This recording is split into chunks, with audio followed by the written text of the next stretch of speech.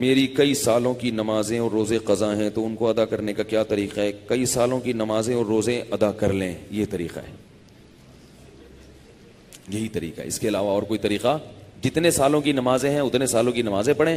نماز پڑھنے کا طریقہ یہ ہوگا کہ جب آپ فجر پڑھ رہے ہیں تو آپ یہ نیت کریں گے کہ میرے ذمے فجر کی جتنی نمازیں قضا ہیں ان میں جو نماز سب سے پہلے نمبر پہ آتی ہے میں وہ پڑھ رہا ہوں یا پڑھ رہی ہوں، ٹھیک ہے نا؟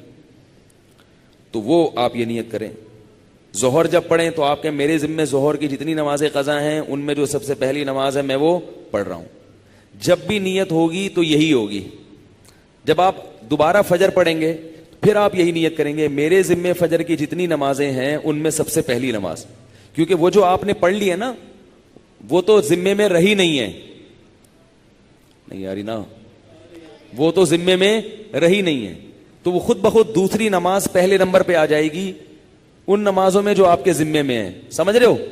اسی طرح آپ ایک ڈائری میں نوٹ کر لیں کہ کتنے سال کی نمازیں، اندازہ ہی ہوگا، یقین تو نہیں ہو سکتا، کتنی سال کی فجر ہے۔ بعض لوگ فجر کم پڑھتے ہیں ظہر زیادہ پڑھتے ہیں تو وہ ظہر کم رکھیں فجر زیادہ رکھیں، ٹھیک ہے نا؟ تو جمعے کتنے آئے ہیں یہ سارا حساب کر کے ایک اندازہ ہی ہوگا، اس کا یقین نہیں ہو سکتا، تو اندازے سے کر لیں اور جتنی جتنی نمازیں پڑھتے جائیں ڈائری میں سے وہ کاٹتے جائیں۔ بعض لوگ ڈائری کا نظام نہیں رکھتے، حافظے پر اعتماد کرتے ہیں، وہ ساری زندگی کنفیوز رہتے ہیں، پڑھتے رہتے ہیں، ان کو یہ نہیں پتہ چلتا کہ ہوئی ہے کہ نہیں ہوئی ہے۔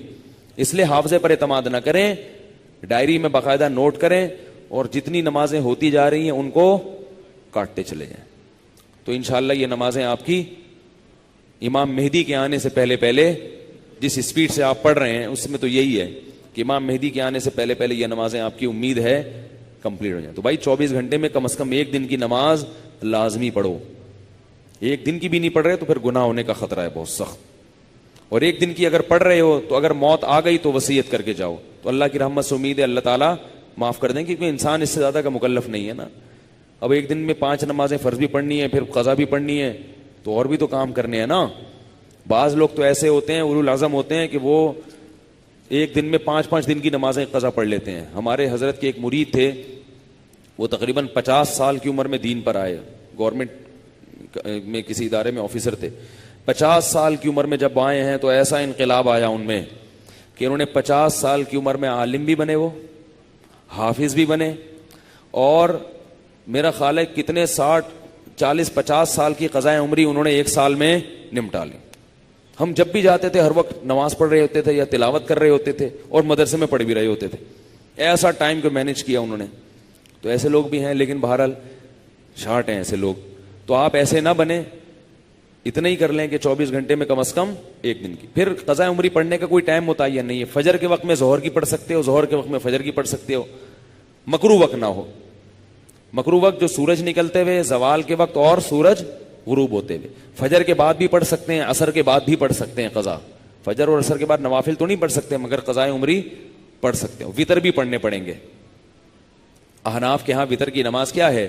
واجب ہے۔ اس پہ دلائل کیا ہے؟ یہ کیونکہ آج کل کلپ ایسے آ رہے ہیں کوئی واجب کچھ نہیں ہوتا اور یہ سنت موقدہ کچھ نہیں ہوتا، یہ بھی آ رہے ہیں کلپ مارکیٹ میں، تو وہ نہیں، فجر کی سنتیں نہیں پڑھیں، بس فرائض پڑھیں گے، فرائض پڑھیں اور وتر پڑھیں، ٹھیک ہے نا؟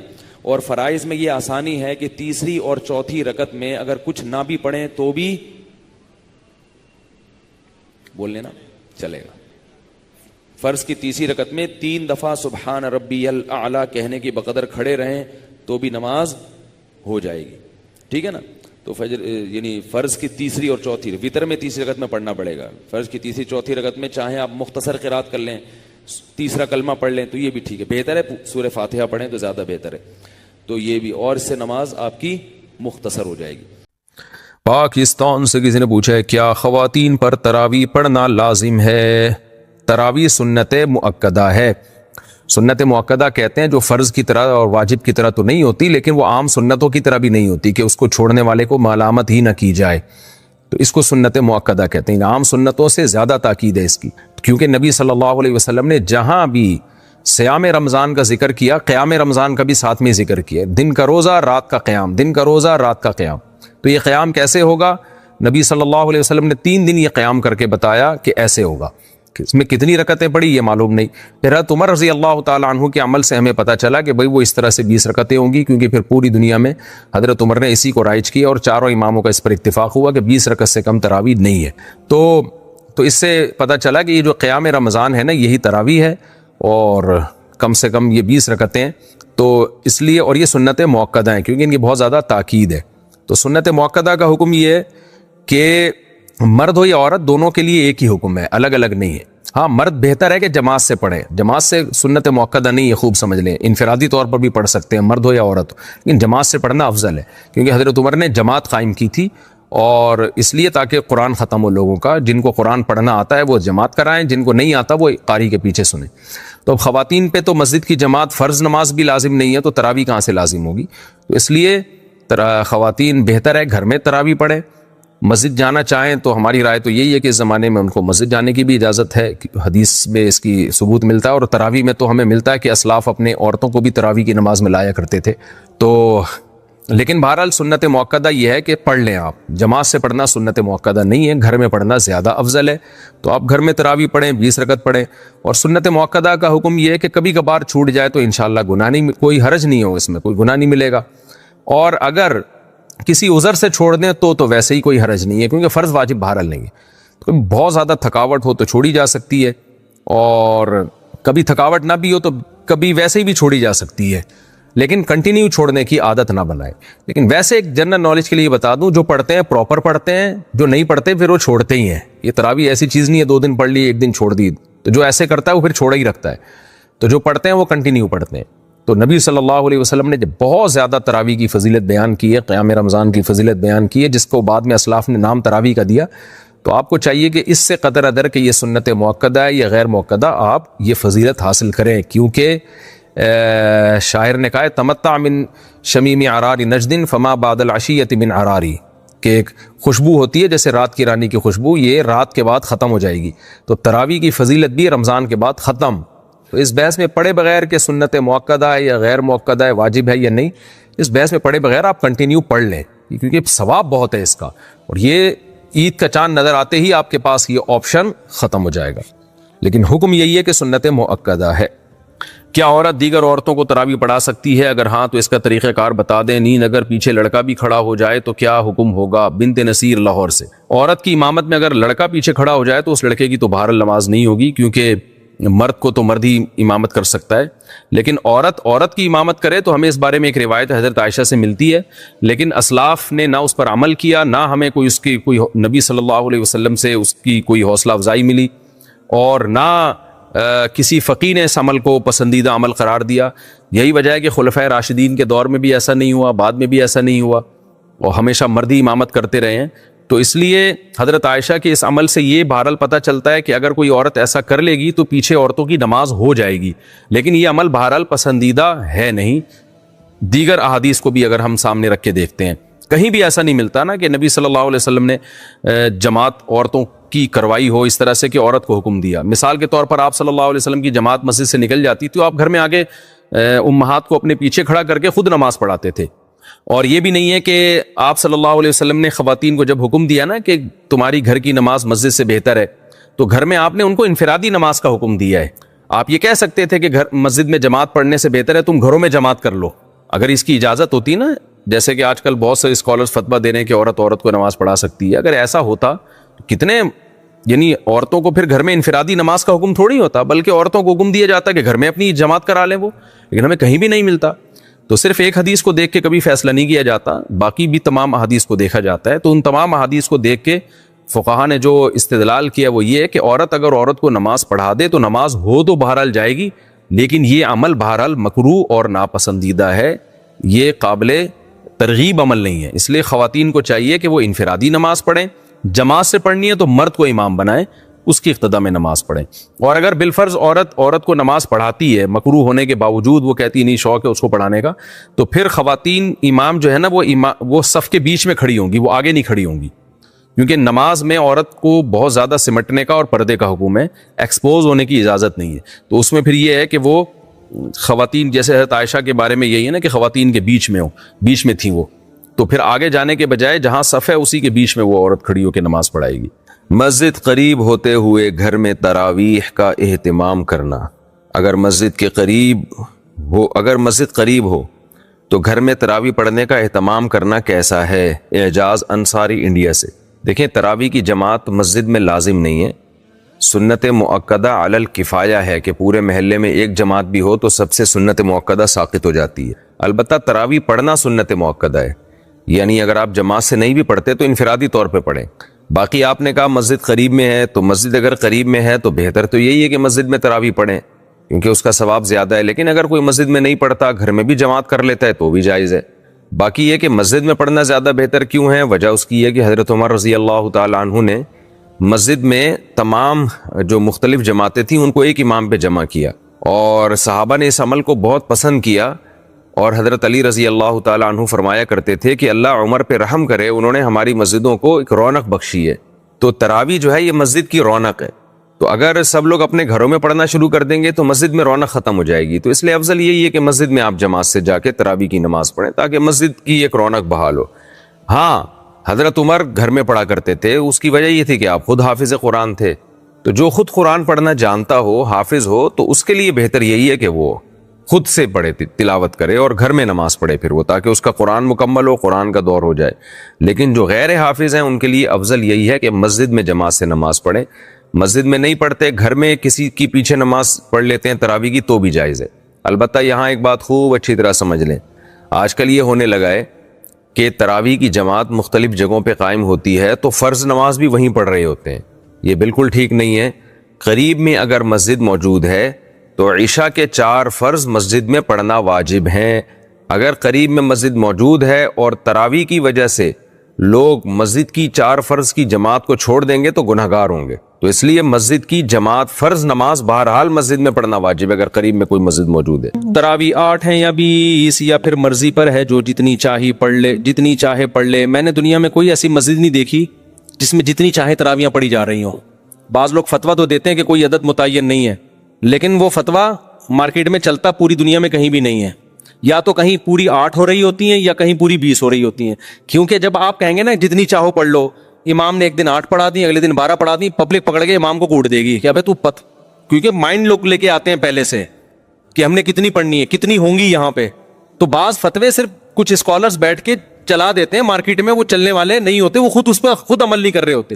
اہل حدیثوں کی مسجد میں جہاں بھی جائیں 8 ہی ہو رہی ہیں، حالانکہ وہ فتویٰ دیتے ہیں کہ جتنی چاہے پڑھ لو. لیکن پھر جتنی چاہے پڑھ لو تو پوری دنیا میں آپ 8 ہی کیوں پڑھ رہے ہو؟ پھر ان کو پتا ہے کہ بھائی اسپیسیفک جب تک کوئی عدد نہیں بتایا جائے گا اس وقت تک عوام کے لیے اس پر عمل کرنا ممکن نہیں ہوگا. اسی وجہ سے چاروں اماموں کا اجماع ہے جو تابعین تبع تابعین کے دور میں تھے کہ کم سے کم کتنی رکعتیں ہیں؟ 20. 3 امام کہتے ہیں 20 رکعتیں اور امام مالک کہتے ہیں 36 رکعتیں. تو اب یہ عدد متعین کیے بغیر چلنا ممکن نہیں ہے. تو چونکہ فقہا دین کو زیادہ سمجھتے ہیں نا، انہوں نے عدد متعین کیا. اور ویسے بھی تراویح خلاف قیاس ہے. نفل نماز میں اتنی ساری پبلک کو جماعت کے ذریعے اکٹھا کرنا یہ عام حالات میں جائز نہیں ہے، بدعت عمل ہے، کیونکہ اس کے جائز ہونے کی ہمارے پاس کوئی دلیل نہیں ہے. یہی وجہ ہے کہ رمضان عید کا چاند نظر آتے ہی تراویح غائب ہو جاتی ہے. اگر یہ عام نوافل کی طرح جماعت کے ساتھ جائز ہوتی تو امام صاحب کہتے یار ہم نے پورے رمضان نوافل پڑھے ہیں جماعت سے، تو اب حرام تھوڑی ہو گئے، چلو آج دوبارہ پڑھ لیتے ہیں. نہ ان کو منع کیا جائے گا. کیوں؟ نبی صلی اللہ علیہ وسلم سے ثابت نہیں ہے. تو عدد بھی متعین ہے اور دن بھی متعین ہے. جیسے اگر یہ تہجد ہے تو تہجد کے تو دن بھی متعین نہیں، عدد بھی متعین نہیں ہے. تہجد تو پورے سال ہے. تو جیسے رمضان کی یہ جو تراویح ہے نا اس کے دن متعین ہے کہ صرف رمضان کی راتوں میں ہی ہوگی، اور کیفیت بھی متعین ہے کہ جماعت سے ہوگی مسجدوں میں. تو اسی طرح یہ کہنا کہ عدد متعین نہیں ہے یہ عقل سے بالاتر ہے. حضرت عمر نے یا تو 20 رکعتیں شروع کی تھی یا 8، کیونکہ 2 ہی روایتیں ملتی ہیں حضرت عمر سے، 8 والی بھی ملتی ہے 20 والی بھی. ہم کہتے ہیں اس 8 والی پر پوری روح زمین میں کہیں بھی عمل نہیں ہوا، اور اس 8 کی سند میں اضطراب ہونے کی وجہ سے ضعیف بھی ہے. بڑے بڑے محدثین نے اس کو ضعیف قرار دیا ہے. جو اسکالرز یوٹیوب پہ آ کے یہ کہتے ہیں نا کہ بالاتفاق صحیح ہے، خدا کی قسم جھوٹ بولتے ہیں. وہ اتنے دھٹلے سے آج کل جھوٹ بولا جاتا ہے نا سوسائٹی میں کہ لوگ اس کو سچ سمجھنا شروع کر دیتے ہیں اور پھر چیلنج کرتے ہیں کوئی یہ گولڈن سند ہے، کوئی 8 رکعت والی حدیث کو ضعیف نہیں ثابت کر سکتا. ہم جب کہتے ہیں کہ ہم جب حوالے پیش کرتے ہیں، میری آڈیو بیان ہے اس پہ پورے میں نے حوالے پیش کیے ہیں کہ کتنے لوگوں نے اس کو مسترب کہہ کے، مسترب حدیث بھی ضعیف ہوتی ہے، اس کو رد کیا ہے، تو اس کا جواب ہی پی جاتے ہیں. وہ چیلنج ان کے چل رہے ہیں، لوگ ان کے حوالوں سے متاثر ہیں. تو اگر وہ 8 رکعت والی حضرت عمر سے ثابت ہوتی تو اس دور میں کتنی رکعتیں چلتی؟ 8. حرم میں بھی 8 ہوتی, مسجد نبوی میں بھی 8 ہوتی, اور 1400 سال سے حرم اور مسجد نبوی میں 8 ہی چلی آ رہی ہوتی. ابو حنیفہ بھی 8 کے قائل ہوتے, امام شافعی جیسے محدث اور مجتہد بھی 8 کے قائل ہوتے, امام احمد جو امام بخاری کے استاذ ہیں وہ بھی 8 کے قائل ہوتے, امام مالک بھی 8 کے قائل ہوتے, اور عبداللہ بن مسعود بھی 8 پڑھ رہے ہوتے, اور عثمان بن عفان بھی 8 پڑھ رہے ہوتے. ہم کہتے کہیں کوئی ضعیف روایت بھی نہیں ملتی کہ عثمان بن عفان کے دور میں 8 ہوئی, حضرت علی کے دور میں 8 ہوئی. 20 والی تو بہت ساری ملتی ہے ہمیں. تو اس لیے, اور تواتر عملی بھی ملتا ہے. 150-200 سال پہلے فقہا بیان کرتے ہیں کہ پوری روئے زمین پر ہمیں کوئی بھی مسجد نظر نہیں آتی, ٹریولنگ ہوتی تھی نا اس زمانے میں بھی, کہ کہیں بھی ہمیں 20 رکعت سے کم 1 رکعت مل رہی ہو. اور ویسے بھی ایک بات ہے, محدثین نے اس نماز کو تراویح کا نام دیا ہے. یہ بہت اچھی طرح سمجھو, یہ ہم نے نام نہیں دیا کہ علماء دیوبند یا حنفی یا شافی لوگوں نے. اس نماز کو تراویح کا نام کس نے دیا؟ بولو, محدثین نے. اس پہ باب جو باندھا جاتا ہے نا تراویح کا, یہ میں اور آپ نہیں, کون؟ محدثین. اب تراویح کا جو لفظ ہے نا وہ 8 رکعتوں پہ فٹ ہی نہیں بیٹھتا ہے, کیونکہ امام بہقی حدیث لے کر آئے ہیں, روایت لے کر آئے ہیں. حدیث سے میری مراد روایت, کہ اسلاف جو اس کو تراویح کہتے تھے اس لیے کہ اس میں ہر 4 رکعتوں کے بعد لوگ تھوڑا سا وقف کرتے تھے. تو 4 رکعتوں کو انہوں نے ترویحہ کہنا شروع کر, روح آرام کو کہتے ہیں, ترویحہ اس سے نکلا ہے. 4 رکعتوں کے بعد کیا کرتے تھے؟ آرام. تو اس لیے ہر 4 رکعت کے بعد, ہر 4 رکعت کو ایک ترویحہ. تو اب محدثین نے اس کو نام کیا دے دیا؟ تراویح, فقہا اور محدثین نے. تو اس کی وجہ محدثین بیان کرتے ہیں کہ تراویح کا نام اس لیے دیا گیا کہ ہر 4 رکعتوں کے بعد تھوڑا ریسٹ کیا جا رہا ہے. اب مجھے بتاؤ, یہ جو عربی لغت میں نا ایک ترویحہ 4 رکعت اور تراویح جمع اقصا ہے. عربی میں جمع کے لیے کم سے کم 3 فرد ہونا ضروری ہے. جیسے رجل, ایک آدمی, بھائی چل رہی ہے ریکارڈنگ, رجل ایک آدمی, رجلانی 2 آدمی, رجال 2 سے زیادہ. تو تراویح 2 ترویحوں سے زیادہ, 2 ترویحیں بنتے 8 رکعتیں, اور تراویح بنتی 8 سے زیادہ. کتنی زیادہ, یہ اس میں سب آ سکتا ہے. تو 8 رکعتوں پہ تو تراویح کا لفظ فٹ ہی نہیں بیٹھتا. تو محدثین اس کو تراویح کیسے کہیں گے, اور تراویح کے بعد کیوں باندھیں گے؟ اس زمانے میں اگر 8 رکعتیں ہو رہی ہوتی محدثین کے دور میں تو اس کو ترویحتین کہا کہتے نا, وہ تراویح سے تعبیر نہ کرتے. سمجھتے ہو کہ نہیں سمجھتے؟ اور تراویح ہے بھی جمع اقصا. جمع اقصا کا مطلب عربی میں 2 قسم کی جمع ہوتی ہے, ایک جمع قلت اور ایک جمع کثرت. افعل, افعال, فعلت, افعلت, یہ 4 وزن جمع قلت کے ہیں, 3 سے لے کے 9 تک. اور جمع اقصا کہتے ہیں جیسے مساجد, یہ جمع اقصا ہے, بہت ساری مسجدیں, اور بہت سارے سے ملتے جلتے الفاظ ہیں, مفاعل یا فعائل کے وزن پر. تو تراویح بھی یہ فعائل, تفاعل اس طرح کا وزن بنتا ہے. یعنی جمع اقصا کا مطلب ہوتا ہے جس میں جو فعائل کا وزن بن رہا ہو, فواعل کا وزن بن رہا ہو. اب یہ صرف کی باتیں نا ہر آدمی کو کھوپڑی میں نہیں آئیں گی. آج کل کے جو اسکالرز آ رہے ہیں ان کو تو ویسے ہی کھوپڑی میں نہیں آئیں گی, کیونکہ ان کو صرف نحو کا الف بے بھی نہیں پتا ہے, عربی گرامر جانتے ہی نہیں ہے, اردو کتابیں پڑھ کے پھینک رہے ہوتے ہیں بیٹھ کے. تو تراویح ترویحہ کی جمع اقصا ہے. ترویحہ تفعیلہ اور تراویح تفاعیل. تو تفاعیل کا وزن جمع اقصا کا وزن ہے. یہ جمع کثرت پہ دلالت کرتا ہے. محدثین نے صدیوں پہلے اس نماز کو تراویح کہا, جس سے پتہ چل رہا ہے ایک ترویحہ نہیں ہے, 2 ترویحیں نہیں ہے, 3 بھی نہیں ہے, 3 سے زیادہ ہیں, کثیر ترویحیں ہیں.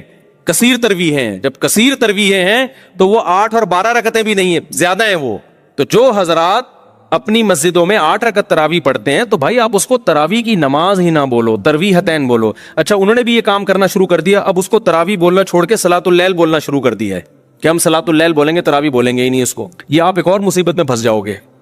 آپ ایک ٹینشن سے تو بچنا چاہ رہے ہو, لیکن آپ ایک دوسری ٹینشن میں پھنس جاؤ گے. وہ ٹینشن یہ ہے کہ محدثین کے دور میں یہ صلاۃ اللیل ہے تو صلاۃ اللیل ہی, وتر بھی صلاۃ اللیل ہے, تہجد بھی, ہر نماز جو رات کو پڑھی جائے وہ صلاۃ اللیل ہے.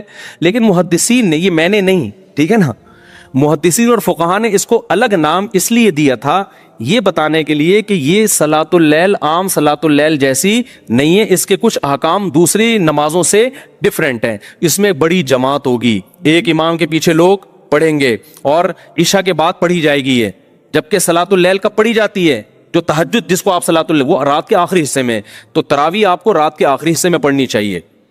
پھر اس میں آپ بڑی جماعت قائم نہ کریں، کیونکہ رسول اللہ صلی اللہ علیہ وسلم نے جو 3 دن رمضان میں جو نماز پڑھی ہے وہ 3 دن کے بعد آپ نے ترک کر دی تھی. تو جو نماز آپ نے ترک کی ہے وہ آپ کنٹینیو کیوں پڑھ رہے ہو رمضان میں؟ بھائی کیا دلیل ہے آپ کے پاس؟ آپ کہتے ہو حضرت عمر نے شروع کی ہے، تو حضرت عمر نے جو شروع کی ہے اس کو محدثین نے تراویح کہا ہے. صلاۃ اللیل تو ہے وہ، لیکن اس کو الگ سے بھی ایک نام دیا ہے. اور تراویح کا لفظ 8 رکعتوں پہ صادق نہیں آتا، اس کا مطلب حضرت عمر نے 8 پڑھی نہیں تھی، 8 سے زیادہ پڑھی ہیں. اور پھر پوری روئے زمین پہ جو پڑھی گئی، ان تمام باتوں کا کسی کے پاس کوئی جواب نہیں ہے. بعض لوگ کہتے ہیں بخاری کی حدیث ہے کہ نبی صلی اللہ علیہ وسلم رمضان اور غیر رمضان میں 8 سے زیادہ نہیں پڑھتے تھے. بخاری ہی کی دوسری حدیث بھی ہے جس میں حضرت عائشہ فرماتی ہیں کہ نبی صلی اللہ علیہ وسلم رمضان میں زیادہ عبادت کیا کرتے تھے رات میں، اور رمضان کے غیر میں کم کرتے تھے. یزید فی رمضان ما لا یزید فی غیرہ. یہ کیا بات ہے کہ آپ وہ حدیث تو لے رہے ہو جس میں آتا ہے کہ 8 پڑھتے تھے رمضان غیر رمضان میں، بخاری ہی کی دوسری حدیث جس میں آتا ہے رمضان میں رکعتوں کی تعداد زیادہ ہوتی تھی، اس کو آپ فوکس نہیں کر رہے. آپ اس حدیث سے، بخاری ہی کی حدیث سے پتہ چلتا ہے بھائی رمضان میں اگر 8 تھی، غیر رمضان میں 8 تھیں تو رمضان میں 8 سے زیادہ تھیں. تو یہ حدیث بھی بخاری کی مضطرب ہے. حضرت عائشہ کا بیان میں اضطراب ہے. حدیث کی سند ٹھیک ہوتی ہے بعض دفعہ، لیکن سند صحیح ہونے کے باوجود جب 2 حدیثوں میں ٹکراؤ ہوتا ہے تو وہ حدیث قابل استدلال نہیں رہتی. ہم یہ کہتے ہیں کہ امی عائشہ کہتی ہیں کہ ایک طرف کہہ رہی ہیں کہ رمضان میں آپ 8 پڑھتے تھے، دوسری طرف کہہ رہی ہیں 8 سے زیادہ پڑھتے تھے. ہم کہتے ہیں 8 والی حدیث کی تائید ہمیں دوسری حدیثوں سے نہیں ملتی. رمضان میں 8 سے زیادہ پڑھتے تھے، اس کی تائید میں دوسری صحیح حدیثیں موجود ہیں. لہذا ہم امی عائشہ کی یا بخاری کی وہ حدیث کو لیں گے جس میں 8 سے زیادہ کا ہے، اور رمضان کا تقاضا بھی ہے کہ 8 سے زیادہ پڑھتے ہو آپ. تو حرمین کا تواتر دیکھ لو صدیوں سے، پوری امت کا تواتر دیکھ لو، وہ سارا آپ نے ایک طرف رکھ دیا اور 8 کو پکڑ کے آپ بیٹھ گئے، جس پہ تراویح کا لفظ ہی فٹ نہیں بیٹھتا. اور آخری بات یہ، بعض لوگ کہتے ہیں امام احمد بن حنبل نے ترمذی میں نقل کیا ہے کہ تراویح کی کوئی تعداد متعین نہیں ہے. ترمذی میں امام احمد بن حنبل کا قول امام ترمذی نے نقل کیا ہے، لیکن یاد رکھو امام ترمذی کی جو اپنے شاگردوں کی کتابیں ہیں نا، جو فقہ میں ان کے شاگرد ہیں، اس میں امام احمد بن حنبل نے 20 رکعت کو ترجیح دی ہے. لہذا کوئی اس حوالے سے آپ کو دھوکہ نہ دے.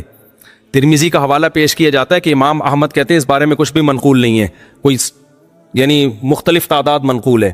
دوبارہ بتاتا ہوں، دیکھو امام ترمذی نے جب تراویح کے باب کے تحت احادیث ذکر کی ہے نا، تو اس کے نیچے امام احمد بن حنبل کا قول نقل کیا ہے کہ اس بارے میں یقینی طور پر کوئی عدد ثابت نہیں ہے، جو بھی تعداد منقول ہے ان میں سے کسی کو بھی اختیار کیا جا سکتا ہے. جبکہ میں کیا دعویٰ کر رہا ہوں، امام احمد بن حنبل کے نزدیک کتنی رکعتیں افضل ہیں؟ 20 رکعتیں. تو کوئی یہ حوالہ دے کے آپ کو کنفیوز کر سکتا ہے. تو خوب سمجھ لیں، جب کسی مجتہد سے 2 مختلف قول منقول ہوتے ہیں، ایک قول ان لوگوں سے جو فقہ میں ان کے شاگرد ہیں اور ایک قول جو حدیث میں شاگرد ہیں، تو مسائل میں اس قول کو ترجیح ہوتی ہے جو فقہ میں ان کے شاگرد، کیونکہ وہ قانون بیان کر رہے ہیں.